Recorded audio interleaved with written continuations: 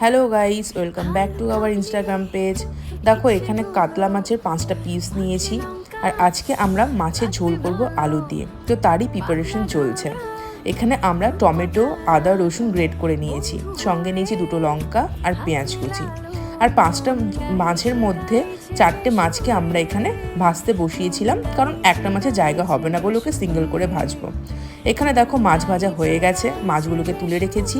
তারপরে তেলের মধ্যে 5 ফোড়ন দিয়েছিলাম আর আলুগুলোকে দিয়েছিলাম ভালো করে ফ্রাই করার জন্য। যখন আলু ফ্রাই হয়ে যাবে তারপরে গ্রেটারে যে গ্রেট করে রাখা টমেটো, পেঁয়াজ কুচি, আদা রসুন এগুলো সব দিয়ে দিয়েছিলাম, আর সঙ্গে দিয়েছিলাম লবণ আর হলুদ। তারপরে যখন এগুলো ভালো করে কষানো হয়ে যাবে তারপরে এখানে গরম জল অ্যাড করেছিলাম। গরম জলটা যখন ভালো করে গরম হয়ে যাবে, যখন ফুটবে, তখন আমরা এখানে মাছগুলো দিয়ে দিয়েছিলাম। আসলে আমাদের স্যাটারডেতে পিজিতে খাবার খুব বাজে থাকে, তার জন্য যতক্ষণই পারি আমরা নিজেরাই করে নিই।